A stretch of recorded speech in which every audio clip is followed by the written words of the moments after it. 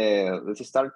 So, as Paula mentioned before, today, as part of the University Global Coalition efforts to provide you with timely topics and interested speakers, we will be discussing the importance of universities driving partnerships. This is the University Global Coalition slide, as Paula put it there. The purpose of this panel is to discuss the importance of universities driving partnerships to accelerate climate change action and climate change solution across public, private, academia, and non-profit sectors. The climate crisis is the biggest challenge we're facing, and one single person, government, organization, university, or business cannot solve it alone. Collaborations and partnerships are paramount to break silos and design and implement interdisciplinary and multi-sectional solutions. With this panel, we will learn examples on how these partnerships can be successful in bringing climate change action beyond the university space. And now I'm pleased to introduce our panelists. Our panelist number one is Perla Martinez. Perla, are you there? Yes, I am, Emiliano. Hello, everyone. Let me introduce you. Perla Martinez has a bachelor's degree in law and a master's degree in international law. She has been a professor of environmental law and sustainable development at Tec de Monterrey. She served as head of environment office of the municipality of San Pedro Garza Garcia here at Nuevo León, and was the coordinator of Monterrey Alliance for Climate Change Action, which is an initiative of the World Wildlife Fund. Right now, she's a climate action speaker, columnist, and project manager of Ruta Azul, the sustainability and climate change plan of Tecnológico Monterrey. Perla will be talking us about two initiatives. First, the Metropolitan Climate Action Plan and Arroyo Vivo, multi-sectional program running in Monterrey. Our panelist number two is Beril Toktay. Beril, are you there? Yes, sorry, I was muted. Beril is, yeah, no problem. Is the Brady Family Chair Professor of Operations Management, Regents Professor, the Faculty Director of the Ray C. Anderson Center for Sustainable Business of the Georgia Tech Scholar College of Business, and the Interim Executive Director of the Brooke Byers Institute for Sustainable Systems. Her research focuses on sustainable operations and supply chain management. She has co-developed award-winning interdisciplinary educational programs, such as Serve, Learn, Sustain, which offers students academic opportunities to advance sustainable communities, and the Carbon Reduction Challenge, a competition focused on empowering students to become part of the climate change solutions. The Metro Atlanta Chamber of Commerce selected her as 2019 E3 Impact Award finalist, an award that recognizes visionary individuals advancing sustainability in Atlanta. And the panel will focus on the project Drawdown, Georgia. And our panelist number three is Ryan Mcpherson. Ryan, say hello. Good morning. Ryan is the Chief Sustainability Officer at the University of Buffalo. He has created a culture of innovative and collaborative sustainability at UB and implementing strategies to help position the university as a sustainability leader in the community, the state, and nation, as well as across higher education. Among his chief priorities has been setting 10 key strategies to implement within the next decade as part of the university's climate action plan. He also has worked to integrate the sustainable development goals across campus and New York as part of the broader work to create the next generation of change agents who are building the future we seek. He will be discussing University of Buffalo business to higher education strategy. Our panelists, you're welcome. Our panelist number four will be Teresa Parejo Navajas. Teresa, are you there? Hello everyone. Thank you. I'm very excited to be here today. Teresa serves as the head of sustainability in Iberia since October of 2019. Previously, she developed an extensive academic career as an associate professor of law of Carlos III University in Madrid, Spain, specializing in environmental and climate change law. She collaborated with the Sabin Center for Climate Change Law at Columbia University and the Sustainable Development Solutions Network, CDSN, during the time she lived in New York. She will be discussing about many topics, in which it includes the collaboration in the development of the sustainability strategy for private, public, and education institutes. So now moving on with the panel, I remind each panelist to check our calendar, please. We only got 10 minutes. So we're going to start with our first panel. Perla, you can start when you're ready. Thank you, Emiliano. I think, Paola, are you sharing? Well, let me know. Do you want me to share or do you No, want it's okay. Go ahead. You're already there. It's okay. It's okay. Okay. If you can just put it in presentation mode, we can go ahead and start. Well, good morning, everybody. Emilio already introduced me. My name is Perla Martinez, and currently my role is being the manager of Ruta Azul, which is the Sustainability and Climate Action Plan of Tecnológico Monterrey. What I will be speaking to you about today, it's just a little bit about our plan, focusing on our outreach pillar, in which we engage with alliances and partnerships. I'm going to speak especially about one of the alliances in which Tecnológico de Monterrey has been more engaged, or it was engaged as an strategic partner since its formation, which is the Alliance for Climate Action in Monterrey. And then I'm going to give you a couple of examples of projects that actually derived from that partnership. We can go ahead and start with the next slide. Just to give you a brief history of why Tecnológico de Monterrey has become more ambitious in its climate objectives. Tecnológico de Monterrey, it's a university that it's about to be 80 years old. And during the past decades, we have been engaged in projects regarding both climate action and sustainability.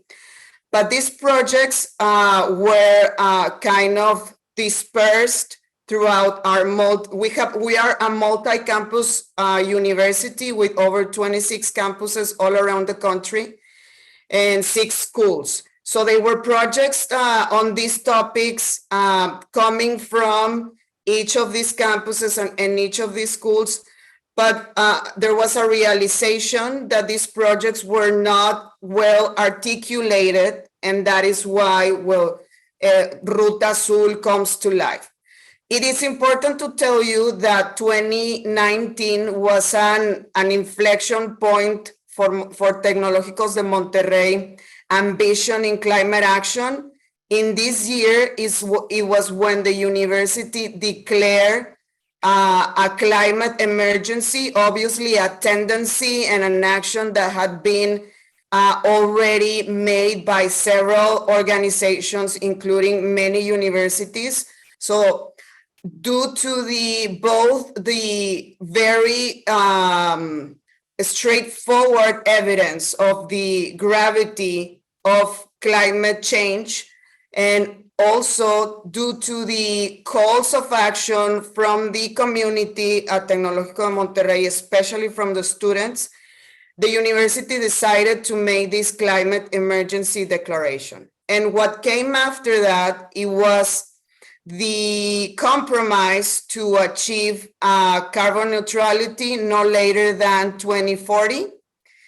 And this is where all our engagement in networks, in alliances in climate action really started, or the ambitions of our level of engagement was increased. I would like to stress out a couple of examples, which are we became part of the Race to Zero campaign, in which thousands of universities have also established their carbon neutrality goal no later than 2050. And we became, as I said a couple of minutes ago, we became and a strategic partner for World Wildlife Fund in the creation of the Alliance for Climate Action. We can go ahead to the next slide.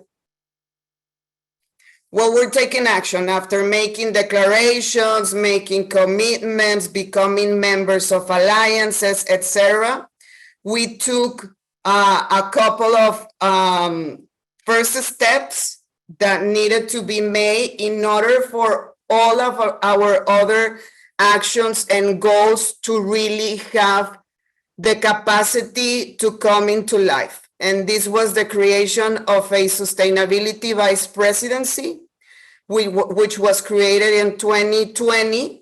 And then in 2021, just a year after the sustainability vice presidency was created, we launched Ruta Azul, which, as I said, is our sustainability and climate change plan, which at the moment has a strategic duration to 2025 because we have an interim object of cutting all our greenhouse emission by half in this year. Go ahead. Now, like I said, I'm gonna talk a bit more. Like you saw in the previous slide, we have 6 pillars which drive all of our actions and projects, but is within the outreach pillar, which we have make a commitment, or we have put on ourselves the goal of catalyzing or accelerating society-wide climate action. And we have an objective by 2025 of being one of the main actors in mobilization towards climate action in our country, in Mexico. Go ahead.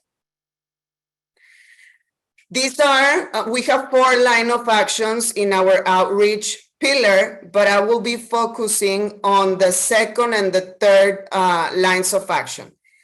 The second one is where we engage with alliances and networks, and where we promote the participation in national and international alliances for climate action.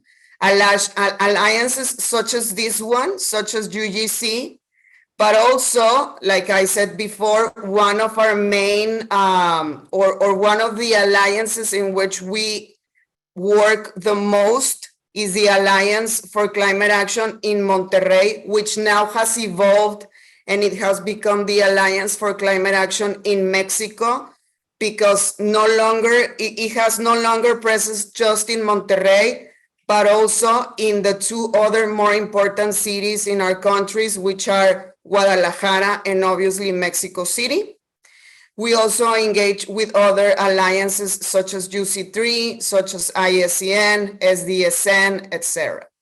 And in our third line of action, which are the projects, is where we try to bring together actors or stakeholders from all the sectors of society. I'm talking about governments, I'm talking about the private initiative, NGOs, other universities, investors, financing institutions, etc. And we have designed a mechanism for the university to be able to involve and actually implement this type of projects. And like I said in my introduction, I'm going to speak about a couple of examples of projects that are already running actually since last year. Go ahead. You got 2 minutes there. 2 minutes already. Okay. This is just a look of the alliances of which we form part.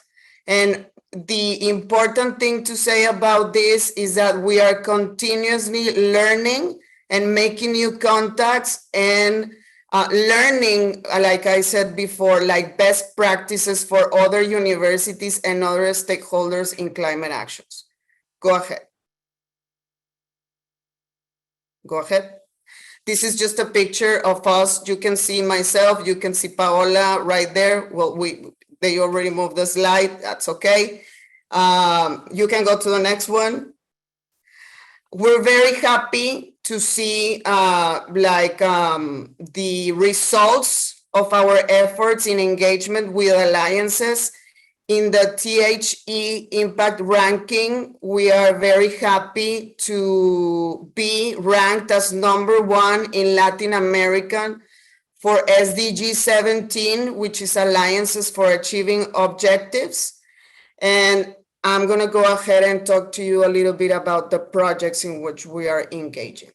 We'll just bear briefly to say, like I said, Tecnológico Monterrey was very active in the creation of the Alliance for Climate Action, which is an alliance conformed of 39 stakeholders that engage in climate action from all the sectors of society.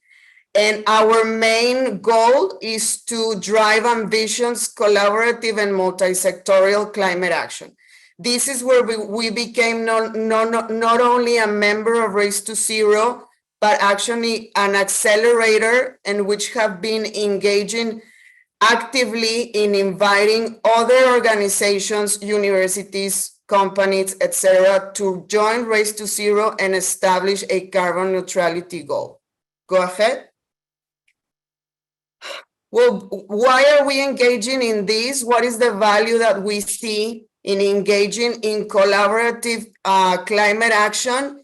Is that we have come to the realization that as universities, we have not only the capabilities to reduce our own carbon footprint in our own operations, but we have the ability and the capacity to articulate talent, funding, research, technology, knowledge, infrastructure, innovation in science from all members of society. And we have done so by using our alliances, such as in the Alliance for Climate Action, by including the best capabilities of governments, of companies, or financiers, etc. Go ahead. As members of the Alliance for Climate Action and Race to Zero, we have engaged in activities of advocacy to raise or to create climate action or public climate policy. And we were able to we invited the 14 municipalities of the Monterrey's metropolitan area to have their own Race to Zero commitment. This was announced, it was achieved, it was a work that started last year, but it was completed this year, and now the 14 municipalities of our metropolitan area already have a carbon neutrality commitment before 2050.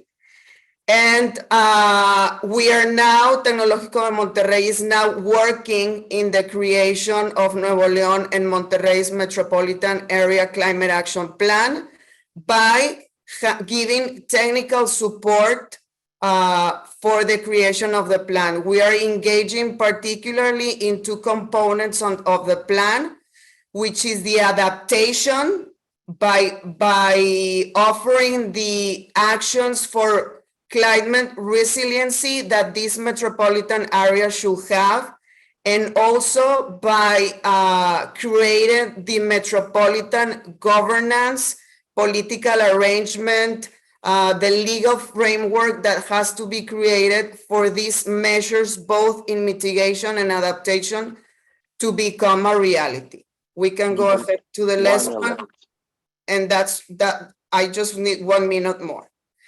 I'm just going to speak very briefly about this project, Arroyo Vivo, which is a remediation and inclusive recycling model that is being implemented in Distrito Tech, which is the neighbor around the Monterrey campus, and Campana Altamira, which is a vulnerable neighborhood with underserved population that it's our closest neighbor, and which has a stream which is called Arroyo Seco, that it's heavily polluted both by marine debris, basically by plastics, plastic pollution, and also of sewage, illegal sewage discharges.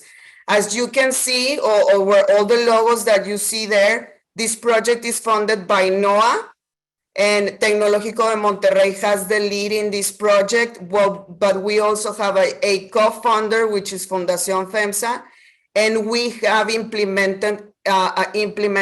implementation partners such as World Wildlife Fund and SOSAC, which is a local NGO that it's specifically engaged in recovering urban ecosystems in water bodies. Go ahead.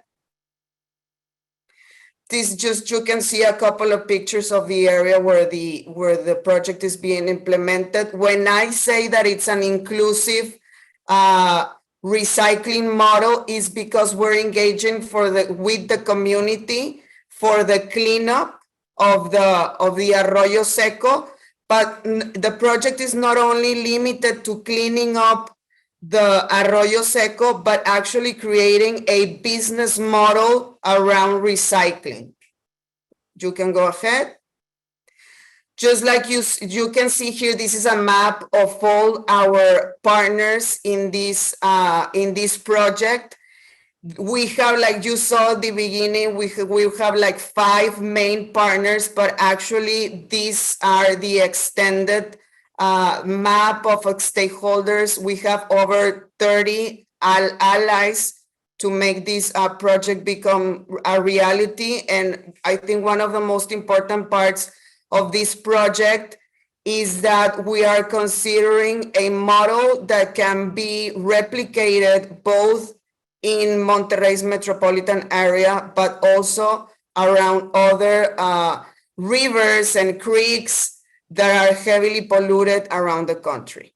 I believe this was I can skip this one and just a couple of QRs when you can see more about Ruta Azul, and the next one where you can subscribe to our monthly newsletter. Thank you very much. I'm sorry for the couple of minutes that I exceeded. No worries. Thank you, Perla.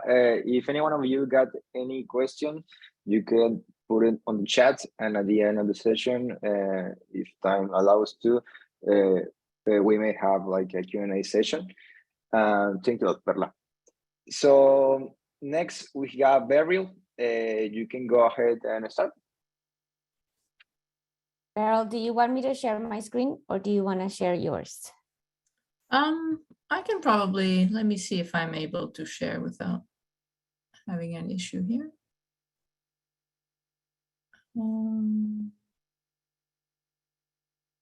Hold on.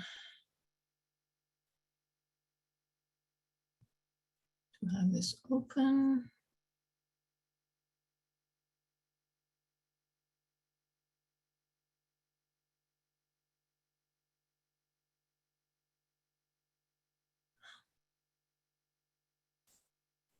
Okay, I have it right here. Here we are. I got it. Okay, okay.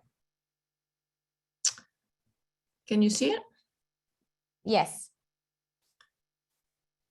And let me try to see if I can get to slideshow mode here. Okay, is that working?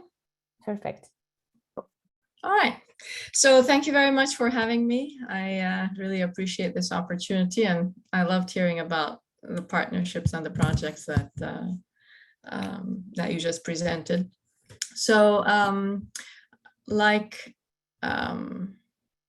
Emiliano said, I'm going to talk about Drawdown, Georgia, but just to take a step back. So I direct a center called the Ray C. Anderson for Sustainable Business. And we are named after an industry environmental leader called Ray Anderson, as you can tell from the name. And his idea was basically that, you know, business can be a force for good. And to do that, you really need to rely on pushing the boundaries, developing new partnerships,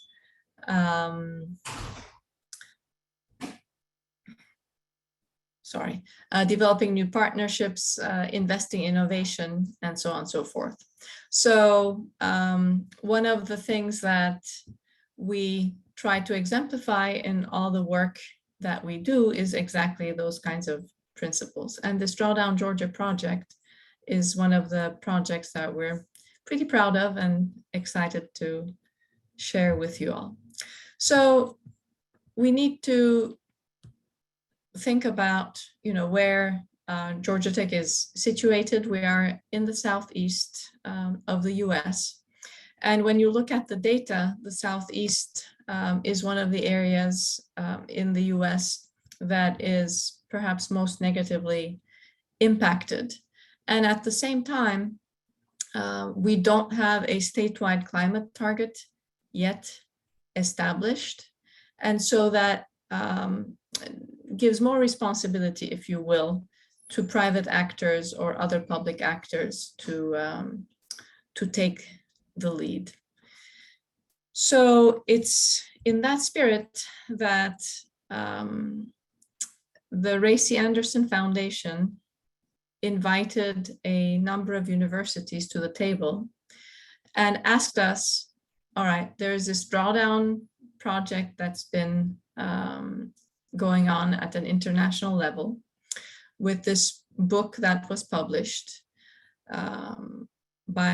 edited by Paul Hawken, that looked at all possible technological and non-technological solutions to climate change, of which there are more than 100, and asked the question, if you had to rank these in terms of the impact that they can have, which are the highest impact solutions?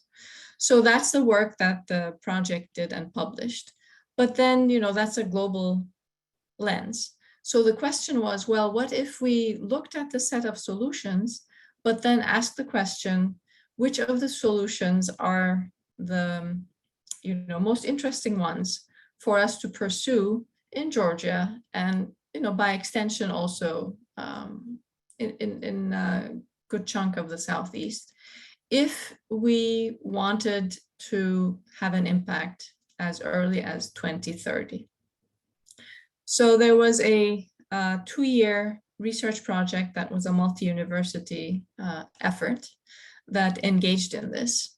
And as a result of that effort, we ended up publishing a couple of papers, which you can find on our website. I'll drop it into the chat later. And these are in these 5 different areas of electricity, transportation, food and agriculture, buildings and materials, and land sinks. Interestingly, so if you look at the state of Georgia, we have a lot of forest cover. So while we have about 170 million metric tons of emissions, about 40 million metric tons of them are actually absorbed by forests. So investing in land sinks is especially fruitful in Georgia. But there's a lot that one can do in electricity, transportation, food and ag, and building and materials sectors as well.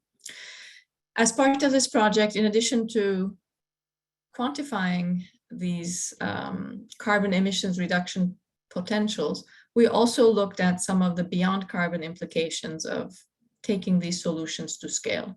Specifically, we were interested in, what are the economic development and job implications of scaling these solutions? What are the public health implications of scaling the solutions? And importantly, in a state that has a history of basically what we would call systemic racism, what are the equity implications of these solutions? And in what ways can they be deployed to avoid increasing disparities, but instead to try to move to a more equitable economy and a more equitable inclusion in climate solutions? So after this work was done, then the next question is, okay, how can we, as this set of universities, help activate these solutions? And so we went in 2 directions. One direction is led by my colleague, Dr. Brown, who was also the lead PI for the research. And she and her team are working on developing emissions trackers and now solution trackers. And the idea basically is that you can't really improve what you cannot measure. And by putting these numbers on the table, it's going to create beneficial competition in the state. A second parallel effort was the idea of creating a Drawdown Georgia collective business initiative. And that is the part of the activation that the Ray C. Anderson Center led. So the idea is, the business enterprise has a lot to do with taking any kind of climate solution to scale. And that has to be done in a way that is grounded in place, and that ideally is collaborative, and that takes into account some of these beyond carbon dimensions that I just mentioned.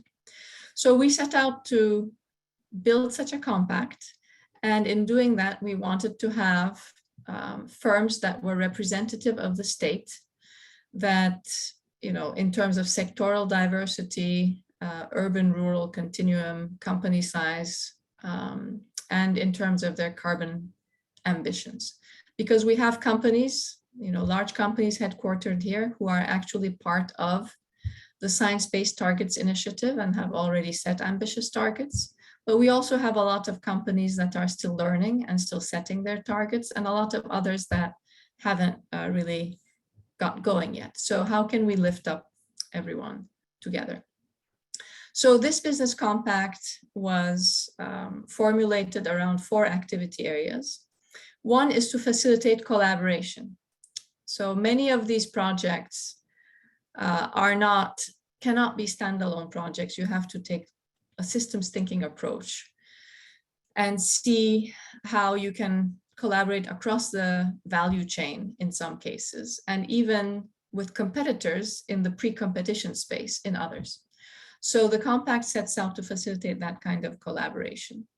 The other channel that we want to make sure to develop is catalyzing innovation. So innovation and entrepreneurship, whether it's corporate entrepreneurship or startups or social entrepreneurship, is very important to the decarbonization transition.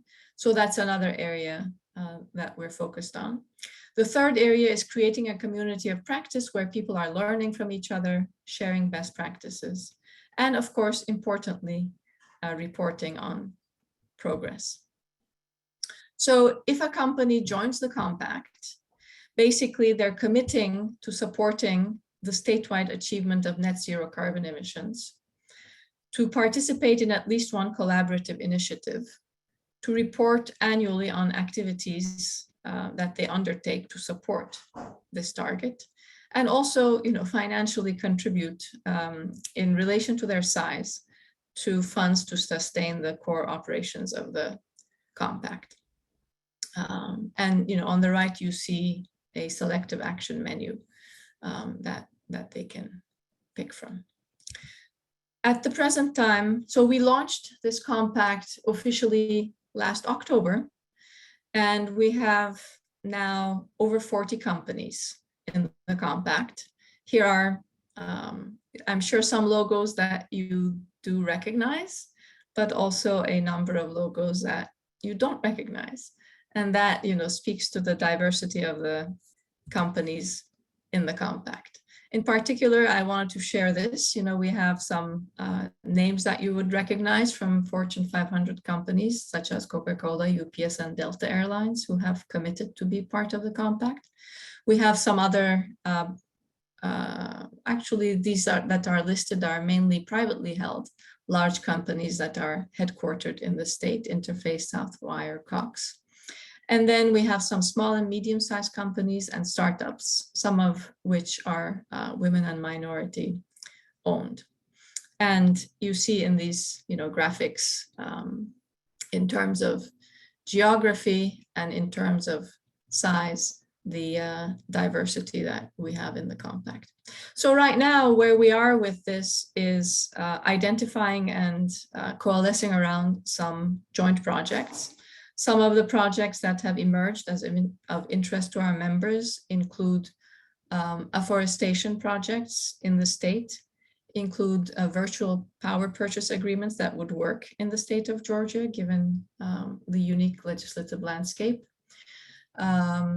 They include also looking at circular economy initiatives like deconstruction. So there's a lot of interesting projects that are coming out that are being proposed by our members. You have just So I will stop reached out there. your time, Beril. Ah, yeah. You have just finished? I let you finish, sorry. Yeah, I am finished. I hope that I fit that in 10 minutes or so. Thank you, everyone. And I look forward to your comments later or questions. Thank you very much, Beril. Someone just said in the chat, if you go share the slides and presentation. So if you would like to, just please put the link in the chat, and so the participants could watch the slides later. Thank you a lot, Beril. Next, we are going on Ryan. You ready, Ryan? I am, yes. Let me just share my screen here. Should be all set. Let me know if you can see that. Yep. All right, super. Well, thank you very much. Good morning, good afternoon. Beril, thank you. I'm going to piggyback off of your great presentation and touch base on business. But before I get that, the University of Buffalo in Buffalo, New York, we are a border town. We sit on the Canadian-US border where 20% of the world's fresh water moves by our doorstep daily, and the mighty Niagara just up the road from the university here. So our climate action strategy really is set up around 10 different initiatives led by 10 different groups over the course of 10 years. So UB's 10 and 10. And it does a lot of the tactics that you all know, right? From switching over our heating and cooling to a non-fossil fuel-based system, to behavior change, to pricing carbon, many of these tactics and things that you're all aware of. We're about a third of the way there. We've done the easy work. It's now a lot of the hard work that we're engaging in and moving forward. But I think for us, as an institution of higher education, lessening our own footprint is one part of the equation, but thinking about really beyond our borders, and that if we really want to make the impact on global climate change, it's through the partnerships and scaling that we need to exponentially embrace and move really beyond, I think, simply doing less bad on our own footprint and trying to be a catalyst. And I think a lot of us in higher ed are doing that in many different ways. So I also think the other part of that is, we've got to be authentic in doing that. No one likes an entity that goes out and starts talking about change, but then when they turn around and look at their own institution, hasn't quite gotten there, right? So I think it's a balance between working at your own institution, making sure that we are being authentic in our own carbon reductions, as well as then trying to ramp up reductions throughout our areas of influence. The first two ways to scale for us at the University of Buffalo are obvious, I think, and ones that you all use as well, which is first and foremost, it's about our students, right? And creating the next generation of change agents. If we can graduate 5,000 students a year who go on in their professions to integrate climate action work, that is a huge partnership that then has reverberations on. And that's what, of course, we all do. And we also, like you, do that through our research, right? And that type of scaling that happens from our faculty who are thinking about how we change the world and how we find solutions to these global challenges. But it's through partnerships outside of the academy, as I was mentioning, that we have the chance for truly transformational change. And at the University of Buffalo, we really look at this in kind of 4 different spheres.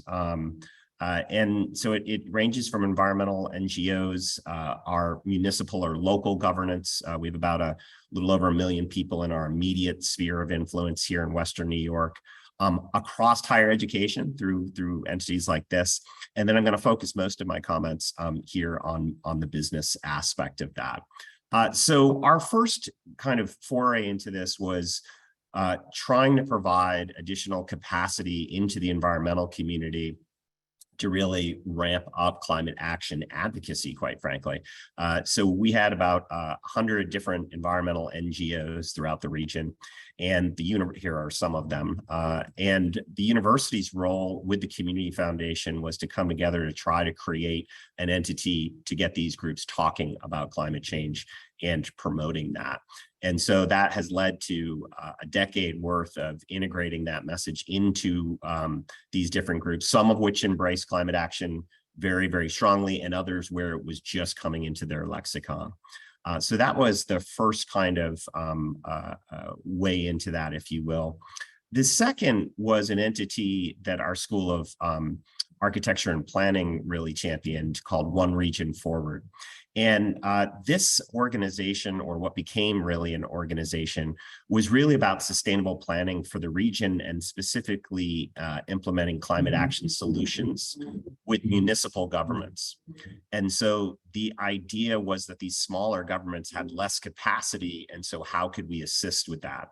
And there were really 4 different campaigns or initiatives where we were able to leverage internal funding and governmental funding from the state of New York that really ranged from the Clean Energy Communities program to the Citizen Planning School to Climate Smart Communities and the Clean Energy Workforce. So all of these different things where our staff and faculty were providing direct input and direct capacity into towns and city government to really kind of show them different models that we've used and how that may or may not work in their case. And those have led to real nuts and bolts stuff: EV chargers, ramping up renewables within municipal government, citizen education, things of that nature, as well as workforce training.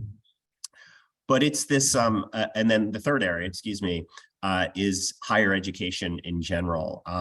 So our colleagues across the SUNY system, I think Mary Ellen at UAlbany is on the call today, helping and embracing doing more sustainability work as a regional, or in this case, state entity. And so a lot of different initiatives that the New York Coalition for Sustainability in Higher Education has done as a sector. And then, of course, working to integrate the SDGs across New York State higher education and beyond. But it's that last area that I think Meryl touched on, which is the business sector. And so I grew up in government thinking that government was going to be the kind of catalyst for our solutions to climate change. And I think it still plays a very pivotal role.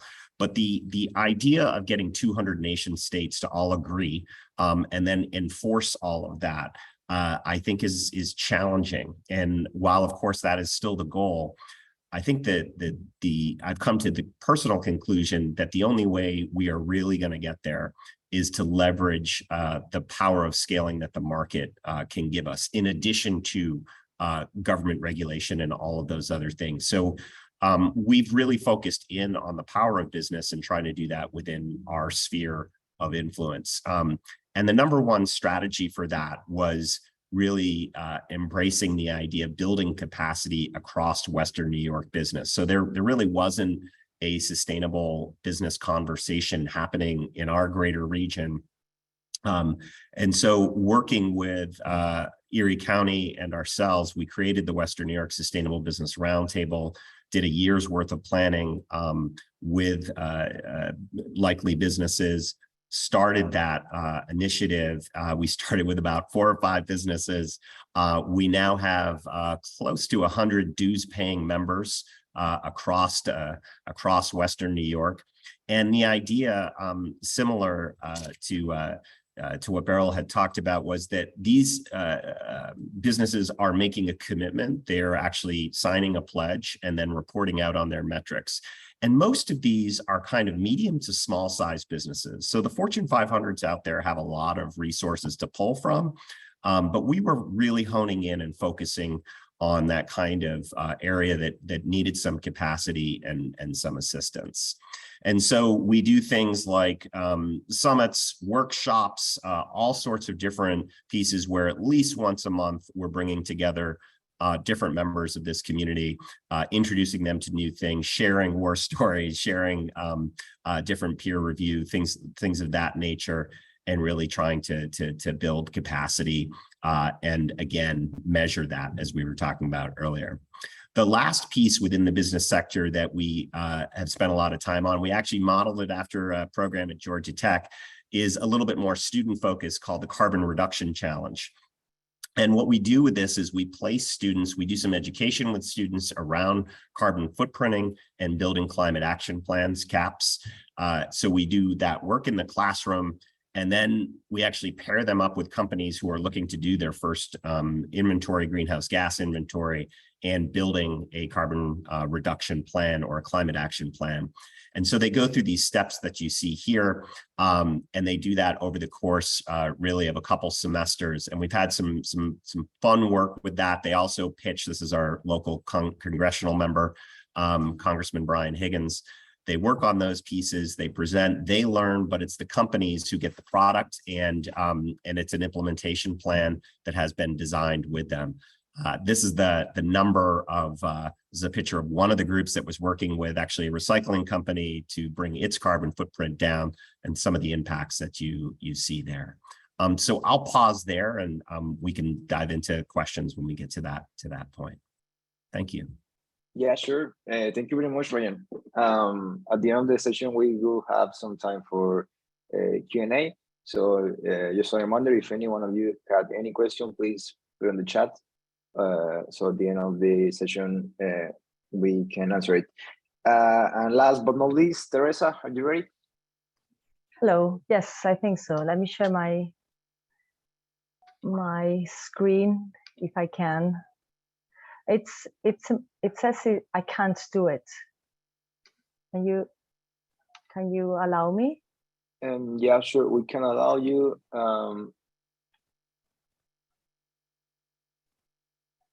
One second, Teresa. Sorry about that. Yeah.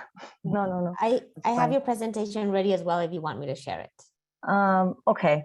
Go ahead. You should have ability now. Oh, let me try then. Yes. It's easier. Okay. This way. Let me know if you see it. Oh, first. Yes. Yeah, we can see it. Okay. So very briefly.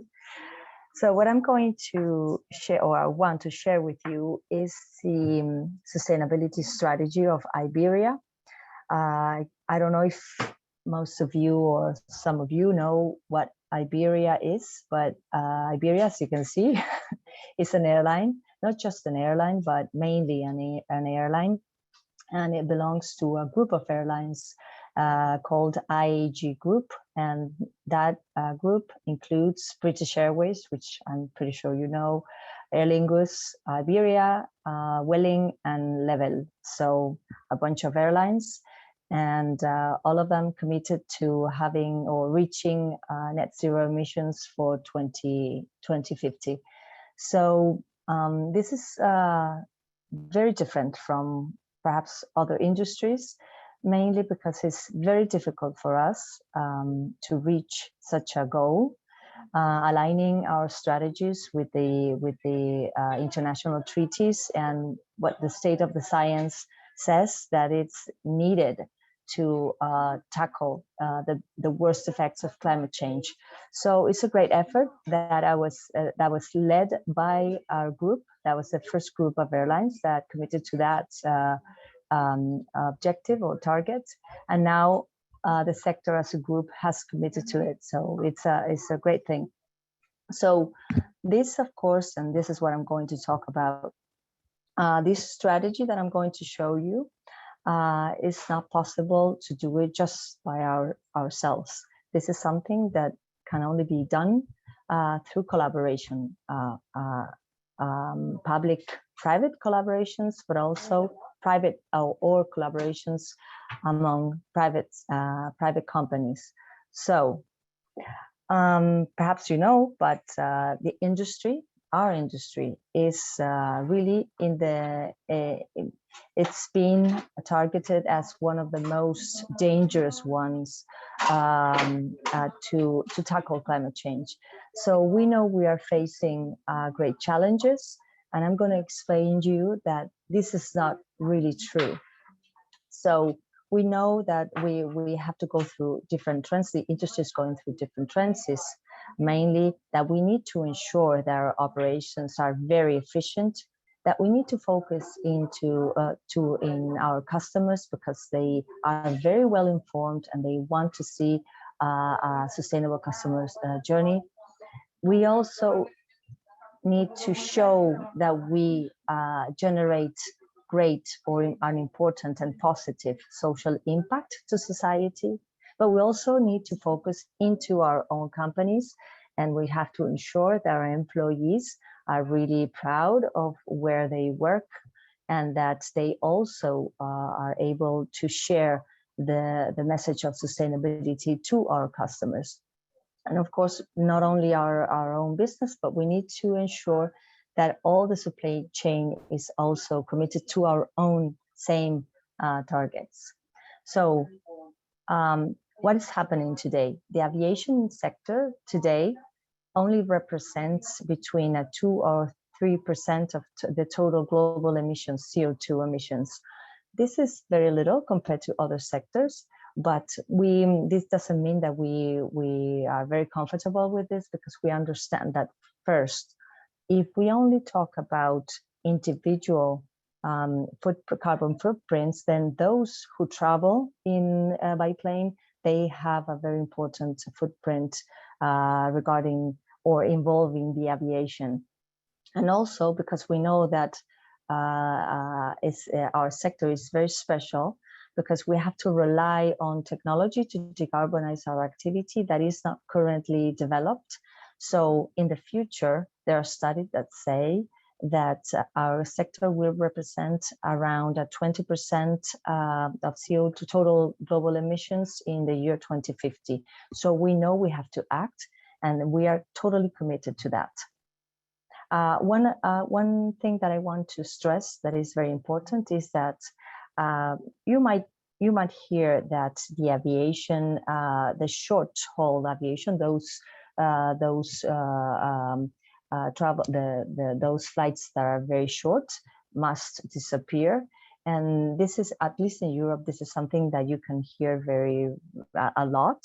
But this is kind of not the real problem, because 80% of the emissions coming from the aviation comes from long range or long haul, the long travels. So once I've said this, our company has developed a sustainability strategy focused in 4 pillars, being the first one, the environmental one of the most important ones. So the environmental pillar, this includes a strategy or initiatives that that put focus in the reduction of our emissions and also the management of our waste. But then I'm going to explain how we do that. But we also have 3 other pillars regarding the clients, the employees, and the social impact that we have. So going one by one, the environmental pillar, how do we do this? We, as I said, as a group, we have committed to becoming net zero emissions or having net zero emissions in the year 2050. And we're going to do that through these 3 main targets. In the year 2025, we are committed to improve 10% in our efficiency per passenger. So CO2 per passenger kilometer with a 10% efficiency, and also an improvement of our management of the waste.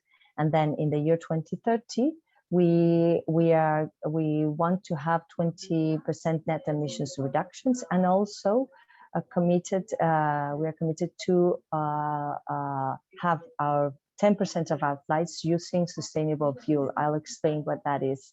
And then with all that, the renewal of our fleet, efficiency of our operations, and mainly the use of SAF, the sustainable aviation fuel, then we will reach net zero emissions in the year 2050. How do we do this? With the collaboration of the whole group, of course, Airbus, because the efficient aircrafts come from the technology that other companies are developing. Of course, our collaboration with the university in Spain, We have a collaboration agreement with one of them, and we are going to have more eventually. And also the producers of the fuel, and of course the government. And the second pillar is the clients, and because we need to focus very much in what they want to have the services digitalized, and they want to see that when they go on a plane, the service that they see, the journey that they have, it's more sustainable. So we're going to do that with more partners, the clients, the tourism agencies, and of course the society, and all the companies that are developing new technology and new ways of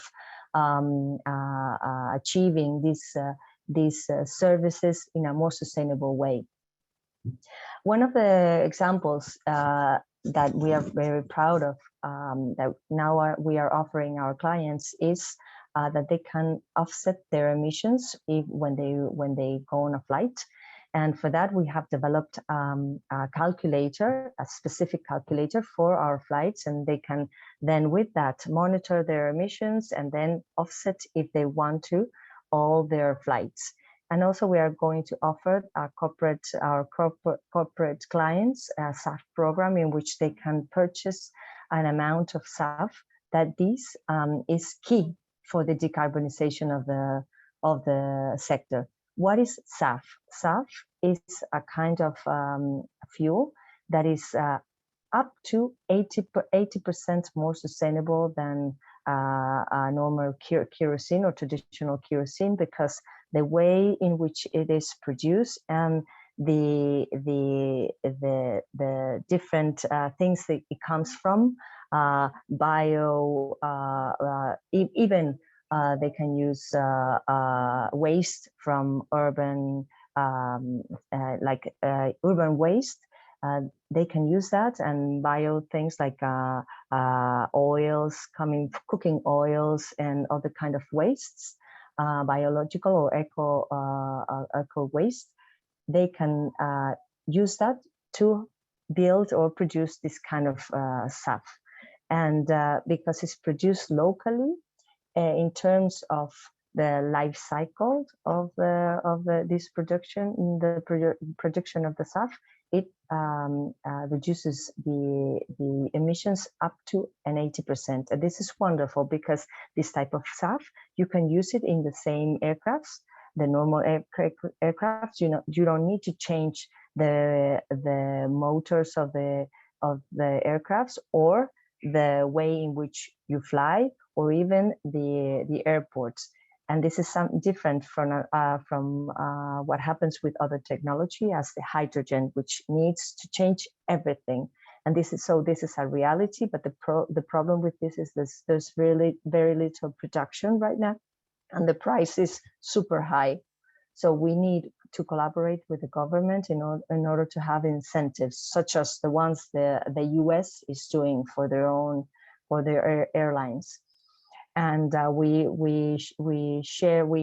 offer our clients 2 different projects that are totally certified in order to offset their emissions. And another pillar is the employee pillars, in which we want to train our employees in sustainability, because we want them to be real ambassadors of sustainability for our clients. And the last pillar of our strategy is the social impact pillar. We collaborate with many NGOs, of course, and we are now starting to measure our impact. We have conducted a very important report that has been in the media in Spain, showing the importance of our activity in terms of the amount of economic impact and employment that we generate for our country. And we are linking this, we are measuring this impact, and we are linking this with something that is called the purpose of the company. And we have defined our purpose, and this is that from Spain, we generate prosperity, connecting people to the world. And there's a very beautiful campaign on TV that I wanted to share with you, but I can't see it here because there's something, I don't know, I can't push because there's something here that doesn't allow me to push. Let's see if I can do it. I wanted to share that with you, but there's something here. Oh, no, I do. Now I can. Let's see if I can share this with you.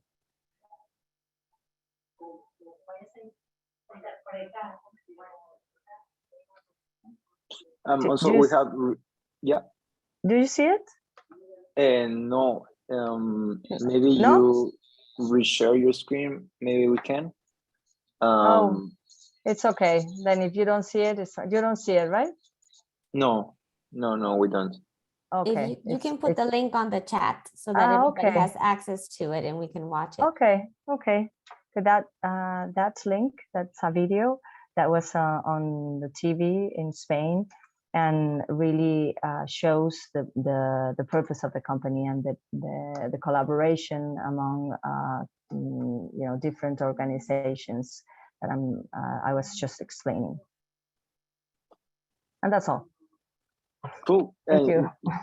You can share the link on the chat, and also if you could share the slides and presentation. Yeah. So if Yes, anyone would like to dive into, but thank you lots, Teresa.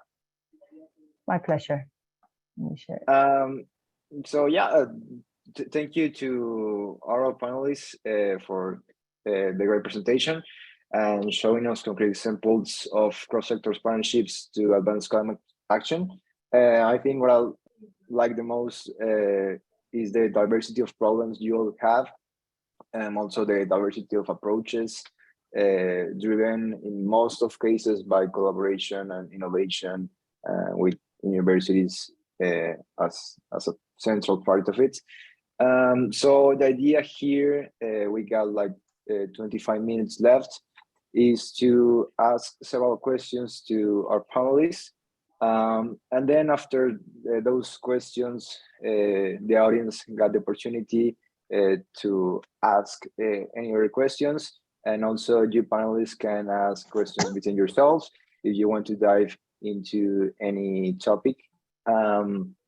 So yeah, I would like to start with Perla. Perla, you there? I am Emiliano. Perla, what recommendations would you give to other universities that are looking to partner with local governments to advance climate action? Okay, well, in my experience, it's really an art to work with the government. Perhaps I can give you like the history or the evolution that we have had in collaborated with mainly the state and municipal governments. First, it was very interesting to see that not necessarily, for instance, the majors of the metropolitan area of Monterrey were aware of the legal capacities and the range of climate action that they had within their functions. It was assumed that it was a federal government issue and that it was nothing that they could do about it. No, in Mexico, the federal government is not necessarily very supportive of climate action. So they were kind of, I don't know, if the federal government doesn't do anything, what can I do?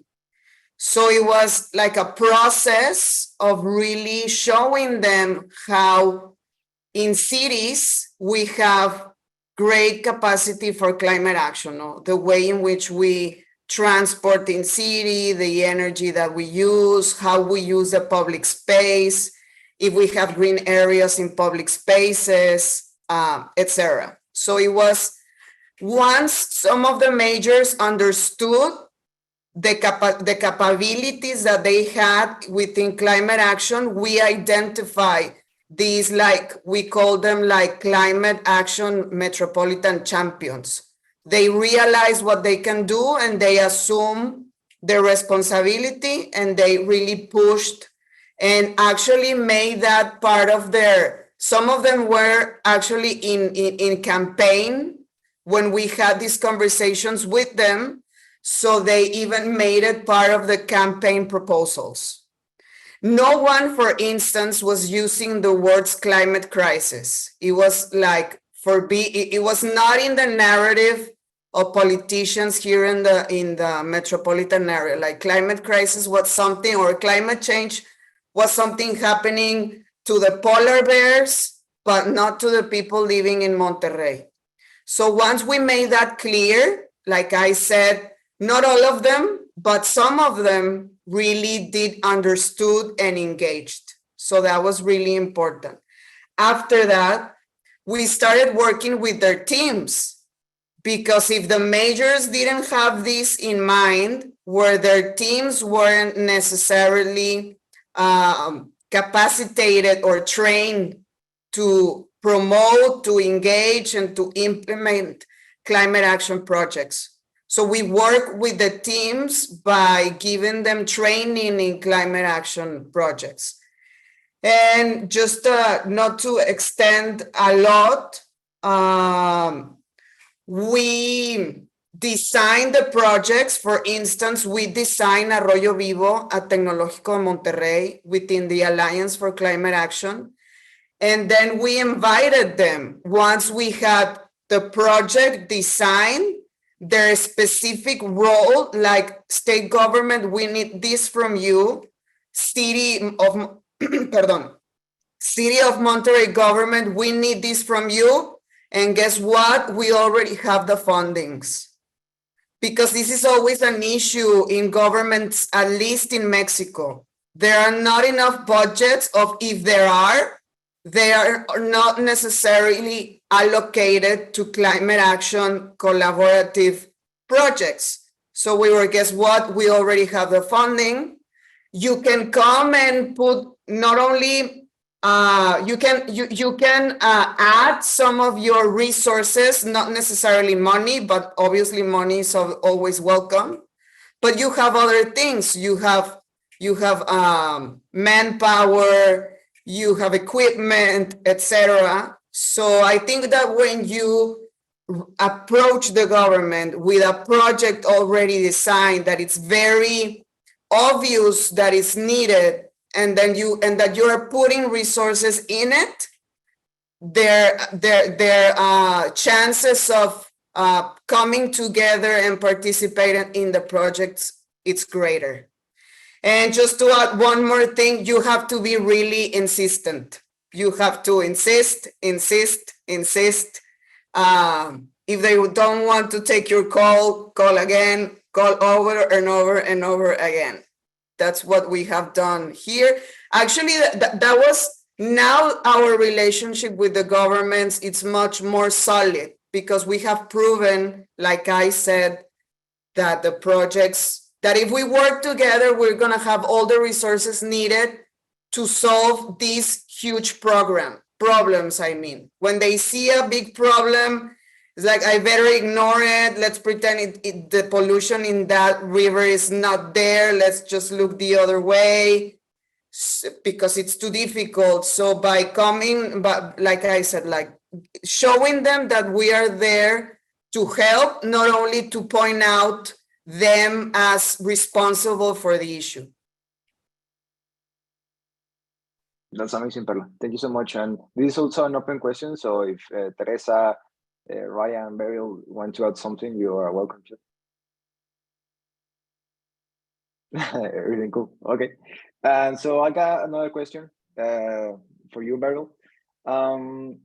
In your experience, what are some key elements for successful partnership between business, universities, NGOs, and policymakers, following these threads that Perla has just said?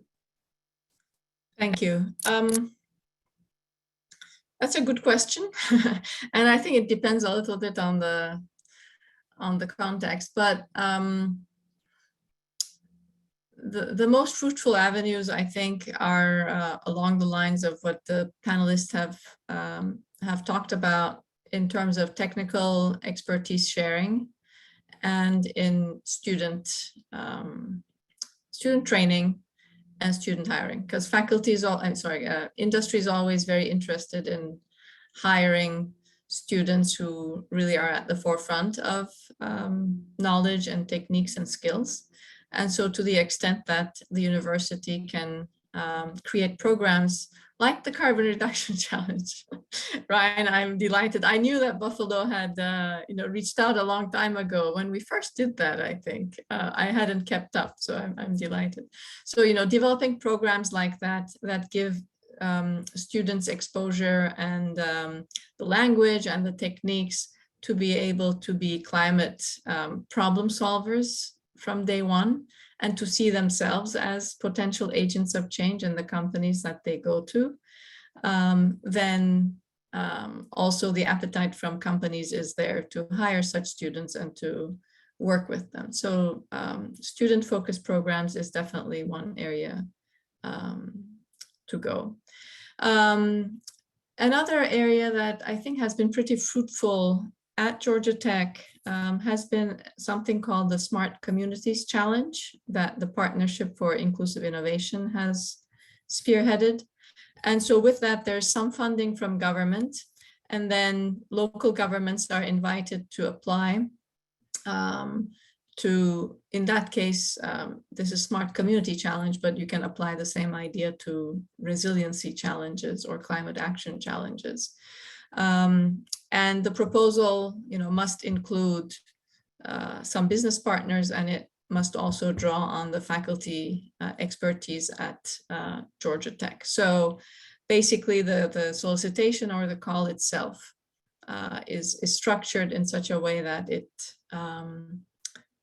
incentivizes those kinds of partnerships. So that is, I think, another very fruitful avenue. Cool. Thank you, Beril. So far, I think we all can agree like that if there will be a model, it will be like knowledge in the first phase, and then like collaboration in the second phase, and then actions, and then the cycle repeats again. So far, I think if we could summarize all you have said, is basically it. That's the main session about. But thank you, Beril. I got another question for you, Ryan. Which sector to partner with do you think universities should pay more attention to? Why? Yeah, great. Thank you. And just to plug one last shameless plug back to Beril on this, I think that it's interesting, right? That we all want to create new programs at our institutions because we all think we're unique and special. Of course, we all are unique and special, but the work that goes into that transaction cost sometimes when there are models out there that I would much prefer to steal. And in this case, it was that carbon reduction challenge that Georgia Tech has been doing that now we just have been running with and tailoring, if you will, to your unique place, right? We don't have a lot of Fortune 500 companies in our neck of the woods, so thinking about that a little bit differently. But lowering that transaction cost to be able to get the impact up quicker and more reductions is what it's all about. To your good question, I touched on this a little bit, but prior to doing this work, I ran our government and community relations for the university, and I definitely believed that government had the role to play in our reduction, and I still think that's important. I think for a while, us in Buffalo, being on the Canadian border, many of us were wearing our Canadian flags during the last 5 or 6 years of no climate action, very limited at the national government, pretending we were Canadians. We're a little bit more proud to wear our American flags these days with the IRA and other reforms that have passed. So I think there is a huge signal that has been sent by government, at least in the States, that we are on a trajectory here. But at the end of the day, when you look, the project drawdown components of that, how we do that within the time frame we have, I mean, that's the rub, right? I mean, we have less than a decade now to bring emissions way, way down. And I've come to the conclusion that I just think that the market is the place where that is going to happen. And when you have 65% of that market, at least in the States, where millennials and Zs make up that 65%, you have a different mindset than has been there before. And certainly consumer demand, regulatory pieces coming in to provide business with a level playing field, if you will, of expectations, and just so many other factors. I do think that if we can get business in that place, and I think we've seen tons of movement in that, but that's going to be the difference maker at the end of the day to scale those types of solutions. And it's not just the clean tech stuff, it's also the food sector, obviously mobility, all of those big areas that we've been talking about. So I'm encouraged by what I see. I think we have to move a lot faster in that, but I have seen a huge momentum shift over the past really 4 or 5 years of a pretty sustained effort there. Thanks. Thank you so much, Ryan. And this is also an open question. So if anyone of you want to add somebody to it, that will be welcome. Teresa, Perla, Beril? No? Okay, so we're going to the next question. This is for you, Teresa. So you mentioned a lot about the airline industries, and I want to know, how can airlines partner with universities? Thinking of universities as this place where new knowledge is created, and also where new approaches and initiatives are created, driven by innovation and creativity. Yes. So yes, we do have, we partner with universities in 2 different ways. We partner with universities to have new students come to our company to do training for their own, for different areas in our company, not just the engineer part.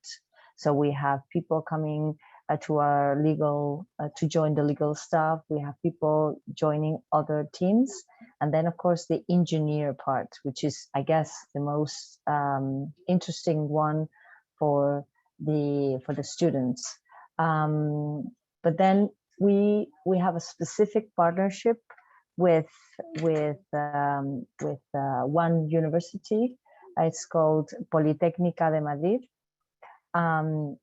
And that's kind of a shame for me, because I come from University Carlos III. But I'm trying to have another partnership with them. But the thing is that we do have a partnership with this specific university, and what we do with them is, on the one hand, we develop some research projects, because Iberia has 3 businesses: the airline, which is the one that most, like, everybody knows. Then we have another business in handling, like when all the airplanes are parked at the airport. What you do there, change, you put the fuel in, you take the luggage out, etc. That's the handling that we also have for Iberia and other clients. And then another business, which is the maintenance, like the maintenance of the airplanes. So we fix the airplanes, the Iberia ones, and other clients. So we do have a lot of things to share with new students and lots of things to learn from research. So we do have that. And now we are also doing things with that same university on the side of the social impact. So we are trying to understand how can we measure that, what type of training we can do for our employees, and how can we build up sensitivity in our company towards sustainable issues or initiatives. So lots of things to be done. And Silvia, I want to talk with you about Carlos III. We have to do something. Thank you so much, Teresa. Yeah, I assume complex problems require complex solutions, and collaboration is obviously a part of a complex solution. I think, Paola, you got a question? Yes, thank you, Emiliano. And well, thanks to all of the panelists. This has been a very interesting session. We don't have a lot of time left, but I didn't want to go without asking something. I think most of you or all of you have talked about very yes, partnerships and collaborations to tackle climate change, but on more of a local scale. So I guess my question is, since we are in this international forum that is the University Global Coalition, do you, and this is directed to all of you, whoever wants to answer, how can we foster these international collaborations to advance climate change? And it might be just across the border from you, maybe Ryan. How do you partner with Canada and, or I don't know, Beril, if you have any experiences in collaborations internationally, or Teresa, I think, or Perla as well. I think that'd be interesting to know, how can we collaborate internationally as well? I can say something super fast. We do collaborate a lot with the countries and the municipalities that we fly to. That's very important to us. So we do collaborate with many institutions, public and private, in the destinations. And that's international. And that's LATAM mainly. Yeah. So, sorry. Go ahead, Beril. Ryan. After you. I was going to say, well, first of all, piggybacking on what Ryan said, I think we could take each other's programs and see how to adapt to our own locality, but also perhaps engage in partnerships through global experiences. So just this morning, I was reviewing some proposals from faculty. They were asked to submit summer program ideas for our undergraduate students. And basically the call was general, but 6 out of the 22 proposals ended up being on sustainability and UN SDGs. And one of them is a collaboration in Puerto Rico, another one is a collaboration in Africa, another one is a collaboration in Morocco.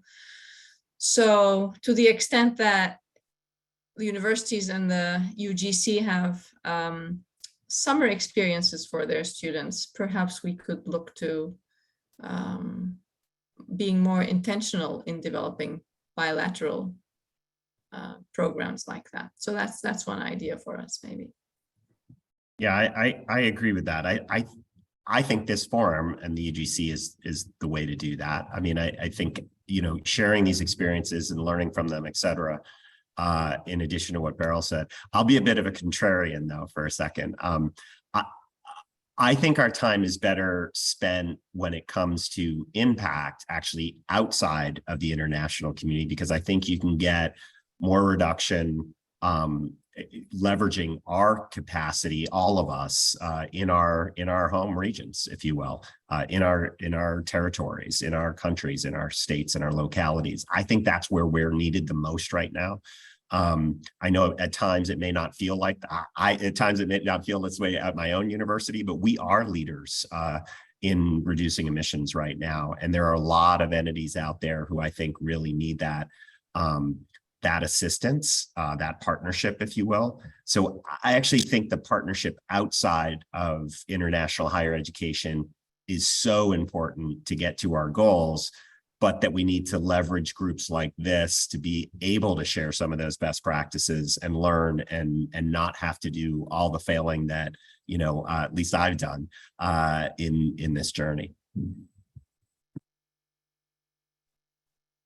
Well, I agree with everything that you just said. Obviously, these forums are very useful and important to trigger those collaborations. But I was going to give a specific example that it's in Arroyo Vivo, the project which I talked about. We are mainly funded by NOAA, which is the National Oceanic and Atmospheric Agency of the U.S. Department of Commerce.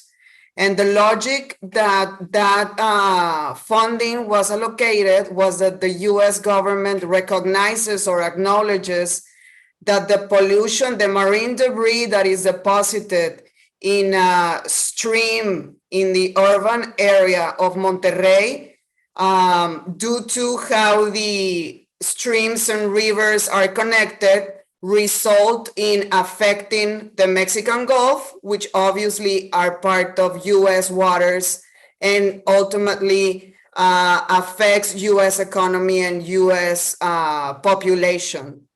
So that for me is an example of how the US Department of Commerce recognizes the interconnectedness and the fact that the climate crisis has no boundaries. And for me, international funding, it's a very specific and concrete way to actually collaborate and immediate climate action taking place right now to solve, well, the main challenges, for instance, that being marine debris being one of the main challenges in the urban water bodies of my city, Monterrey, Mexico.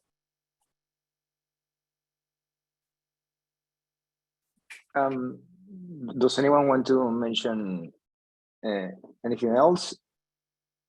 No, we're cool. Okay. So, well, thank you to all panelists today. Thank you for giving us your time, your knowledge, and for the opportunity of collaborating in this international forum. On behalf of the University Global Coalition, I invite you all to join our next sessions today and tomorrow. I hope you enjoy and learn much about climate change as I have. And yeah, so I will ask you, so if you can please answer this survey link. You has just put it in the chat. We have also shared lots of links, so it will be nice, Paola, if, I don't know, at the end of the session, in maybe two weeks, or I don't know when this session is uploaded to the web, we can put those links also with the slides, because lots of people was interested in it. Please follow our social media accounts, which can be seen at the end of the slide. Uni Globalco on Twitter and Universal Global Coalition on LinkedIn. So you can stay updated of the UGC events and programs. And that's it. Thank you all for joining us today. Have a wonderful day. Thank you. Thank you, Thank you very Ryan, much. Teresa, Perla, and Beril. And thank you, Drew and Sam, for all your help. Emiliano, thank you so much for moderating the panel. Thanks, Emiliano. Thank you all. Thank you so much. Bye-bye. Thank you all.